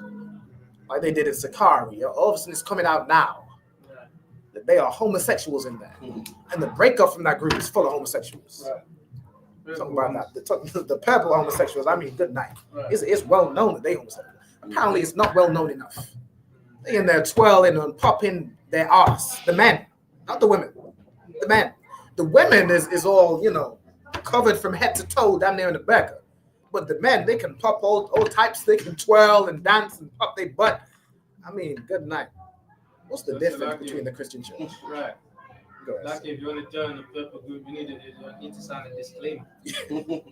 If you want to join them purple sodomites, you sign a disclaimer to not disclaim how they in there popping butt. Right. I mean, you know, who knows how many pagan kits were ordered in Europe? I mean, that disappeared. Right. Who knows how many pagan kits they made disappear? All right, with that, where we up to on that scripture? What verse we on? This one's still at 17. Come on, if you can read it, go. If you can read also. Okay. And worship other gods and serve them. I denounce unto you this day that ye shall surely perish, and that ye shall not prolong your days upon the land, whether ye go to possess it over Jordan. This is why we don't live past the age of 20. Our days won't be prolonged when we don't listen to these laws, statutes, commandments. This is why we don't live past the age of 22. We have people going into prison and juvenile centers when they're 13, 16. Like you're already in a life of crime by the time you just hit puberty. You just hit puberty and you're already in prison. You're already in some juvenile detention center. You already have AIDS. You already have you know, I mean, good night. Our days will not be prolonged. Even our elders, like the queen died at what? Damn near 100. It was 90 something or 100 and something. They live long and old and they live fat. We live till what? 80 at best. You're lucky if you make it past 80. You are incredibly lucky. You better be on some strict diet and you know, I mean, good night. The queen was eating bacon, rice, and tomatoes till she died, till 98. The stress we go through unalives us. That's right. The oppression we go through unalives us. The police brutality, the oppression, you can't get a job and you're stressed and you can't pay rent, that unalives you. The conditions we in, the mold and you can't eat, so you're eating cat food. This is the life we live. Our days aren't prolonged. Read on. Verse 18. So I'm at 18. I denounce unto thee. I think you had read. Oh yeah, finish that. Verse 19. I call heaven and earth to record this day against you, that I have set before you life and death. Again, the Most High set before us life and death. He set before us, you could choose the Passover.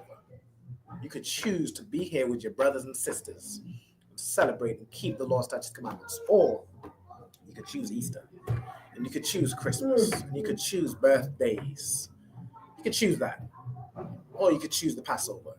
You could choose the Feast of Dedication. You could choose the Day of Atonement, the memorial of blowing of trumpets. You could choose your culture, your identity, your history, your language, your people.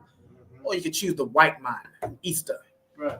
You could choose to be a slave to him. You could choose it. You could choose death. Whenever we serve him, no matter how much you kiss his ass, he will die anyway. Right. Because he is an abuser. You're in an abusive relationship. See it.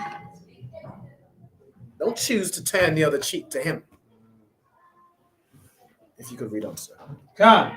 Blessings and cursings. Blessings. Go ahead. Therefore, choose life. That both thou and thy seed may live. The Most High set before us blessings and cursing. You could be in this truth. You could be in the ISUPK and the commanding journey of Hannah and receive blessings. Or you could be in the church and be cursed. Right. You could be cursed to live the same cycle of violence and the same cycle of whoredom, the same cycle of baby daddies and single mothers. And, right. I mean, child support. You could be in that same cycle, or you could be in the truth. You can receive blessing. He said, therefore, choose life. Again, that's an instruction. That's not a suggestion. Christians talk all this stuff about free will. You don't have free will. That's right. You have a choice. You can choose life or death. That's right. You don't have no free will. If you choose death, you die. He's telling you to choose life. He says, therefore, choose life, that thou and your seed may live. Right. If you love your children, be in the ISUPK. That's right. If you love your father and your mother, be in the ISUPK. That's right. If you love your cousins, your aunties, your sisters, your brothers, be in the ISUPK and the commanding journey of Hannah. So maybe the Most High will have some mercy on them for your sake. Right. Protect them because you would be sad if they died. Right. Because you would be sad if a hawk flew down and alive them randomly. Right. And now you have to not attend their funeral because we have the Passover coming up. I mean, good night. choose life. That's right. And with that is the class. I'm gonna pass it over to the pass it over to Priest Crofts. It's like untimed. That's it. Yeah. I'm gonna pass it over to Priest and Officer Slapper one. You can close out with the announcements and the salute. Right.